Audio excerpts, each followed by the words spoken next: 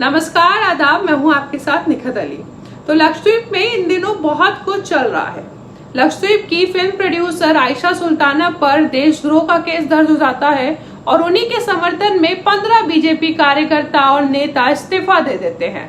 तो ऐसा क्या चल रहा है वो समझिए। लक्षद्वीप के बारे में हम सब जानते हैं, बेहद खूबसूरत जगह है, भारत की एक छोटी यूनियन टेरिटरी है और ये वाकई बेहद छोटी जगह है। 32 स्क्वायर फीट में ये आइलैंड फैला हुआ है। दुनिया भर में नेचर और वाइल्ड लाइफ के एतबार से लक्षद्वीप मशहूर है। 2011 की जनगणना के मुताबिक लक्षद्वीप में तकरीबन 66,000 लोग रहते हैं।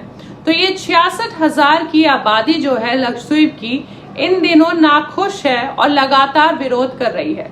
क्या आप जानते हैं, आजादी के बाद पहली बार है, ये पहली दफा है जब लक्षद्वीप के लोग किसी मुद्दे पर अपना विरोध जता रहे हैं। अब क्यों विरोध जता रहे हैं वो समझिए। लक्षद्वीप के प्रशासक है प्रफुल्ल खोड़ा पटेल, जो गुजरात के मंत्री भी रह चुके हैं। तो इन्होंने कुछ ऐसी नीतियां, कुछ ऐसे कानून जो है वो बनाए हैं जिसको लेकर विरोध जो है वो लगातार जारी है। अलग अलग तरीके से लक्षद्वीप के लोग लगातार अपना विरोध जता रहे हैं इन कानूनों के खिलाफ। अब इन कानूनों के बारे में जानिए जिसको लेकर ये लोग विरोध जता रहे हैं। उसके बाद आप फैसला करिएगा क्या लक्षद्वीप के लोग गलत है, क्योंकि कानून कुछ इस तरह है जिसको लेकर लक्षद्वीप के लोगों का कहना है कि वो उनके हक में नहीं है और साथ ही लोकतंत्र के खिलाफ भी है।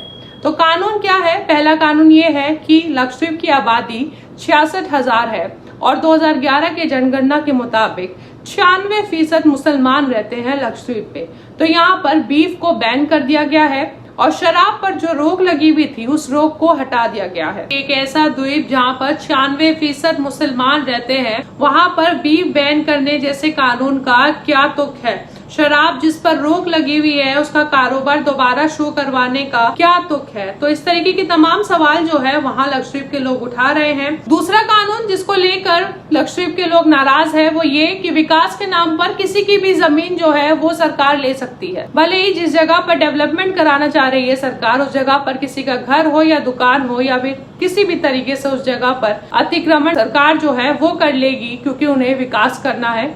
तो इस कानून को लेकर भी विरोध जो है वो लक्षद्वीप के लोग जता रहे हैं। तीसरा कानून जिसको लेकर लक्षद्वीप के लोग विरोध जता रहे हैं वो है गुंडा एक्ट। इसमें किसी को भी 1 साल तक हिरासत में रखा जा सकता है, वो भी बिना पब्लिक डिस्क्लोजर के, यानी किसी को बताने की जरूरत भी नहीं है कि इस शख्स को गिरफ्तार क्यों किया गया है। हालांकि इसके पीछे के मायने किसी को भी नहीं समझ आ रहे, क्योंकि लक्षद्वीप वो जगह है जहां का क्राइम रेट बिल्कुल जीरो है, जीरो के लगभग है। एनसीआरबी की एक रिपोर्ट है 2019 की, जिसके मुताबिक लक्षद्वीप का क्राइम रेट 0.7% है, यानी शून्य के बराबर लक्षद्वीप का क्राइम रेट है। बावजूद इसके इस तरीके का कानून जो है लक्षद्वीप में बनाया गया है। हालांकि लक्षद्वीप के लोगों का आरोप है कि ऐसा इसलिए किया जा रहा है ताकि सरकार के खिलाफ होने वाले विरोध की आवाज को दबाया जा सके। बहरहाल चौथे कानून की तरफ बढ़ते हैं। चौथा कानून है कि पंचायत चुनाव में जिनके 2 से ज्यादा बच्चे हैं वो चुनाव नहीं लड़ सकते। हम सब जानते हैं लक्षद्वीप में कोई मुख्यमंत्री नहीं होता, सिर्फ एक सांसद चुना जा सकता है। मौजूदा वक्त में एनसीपी के मोहम्मद फैजल लक्षद्वीप के सांसद है। इसके अलावा पंचायत चुनाव होते हैं जहां पर लक्षद्वीप के लोग अपने नुमाइंदे, अपने मनपसंद नुमाइंदे जो है वो चुन सकते हैं और अपने मुद्दे उनके सामने रख सकते हैं। लेकिन यहाँ पर भी प्रफुल्ल पटेल एक कानून लेकर आए हैं जिसमें जिनके 2 से ज्यादा बच्चे होंगे वो पंचायत चुनाव नहीं लड़ सकेंगे।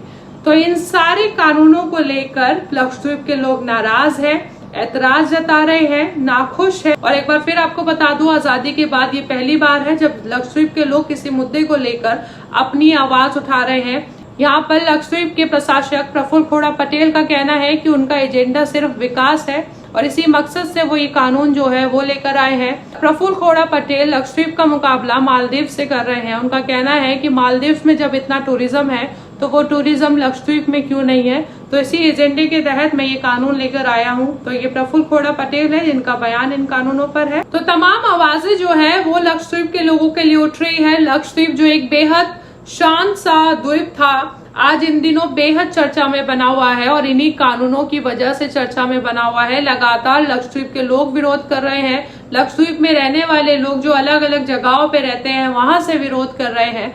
लक्षद्वीप के लिए तमाम विपक्षी पार्टियां भी आवाज उठा रही है विपक्षी पार्टियां यहाँ तक ये भी मांग कर रही हैं कि प्रफुल्ल पटेल को प्रशासक के पद से हटा दिया जाए। एनसीपी से मोहम्मद फैसल जो लक्षद्वीप के सांसद हैं, वो भी लगातार इन कानूनों के विरोध में आवाज उठा रहे हैं। उनका कहना है कि उनकी मर्जी के बिना इन कानूनों को लाया गया है। तो तमाम आवाजें उठ रही है और इन्हीं तमाम आवाजों में एक आवाज आयशा सुल्ताना की है। आयशा सुल्ताना एक फिल्म प्रोड्यूसर है, लक्षद्वीप से ताल्लुक रखती हैं, वहां उनका जन्म हुआ था। तमाम टीवी डिबेट्स हो रहे हैं, तो एक रीजनल टीवी डिबेट में आयशा सुल्ताना लक्षद्वीप को लेकर अपनी बात रख रही थी और टीवी डिबेट में आयशा सुल्ताना ने प्रफुल्ल पटेल के लाए कानूनों और नीतियों पर सवाल उठाए थे, जिसके बाद लक्षद्वीप के बीजेपी प्रमुख अब्दुल्ला हाजी ने आयशा सुल्ताना पर राजद्रोह का केस जो है वो दर्ज करा दिया है। इसके बाद आयशा सुल्ताना एक फेसबुक पोस्ट करती हैं और फेसबुक पोस्ट में वो लिखती हैं, मेरे मदीने ने मुझे सिखाया है कि यदि तुम युद्ध की स्थिति में हो तब भी अपनी मातृभूमि के साथ खड़े रहे। ये बात मैं यहाँ इसलिए कह रही हूँ क्योंकि कुछ लोग मुझे देशद्रोही की तरह दिखा रहे हैं।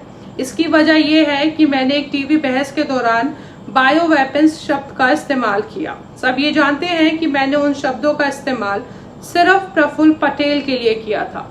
तो ये बात राजद्रोह का केस दर्ज होने के बाद आयशा सुल्ताना अपने फेसबुक पोस्ट पर कहती हैं। आयशा सुल्ताना पर राजद्रोह का केस दर्ज होने के बाद लक्षद्वीप के बीजेपी के 15 नेता और कार्यकर्ताओं ने इस्तीफा दे दिया।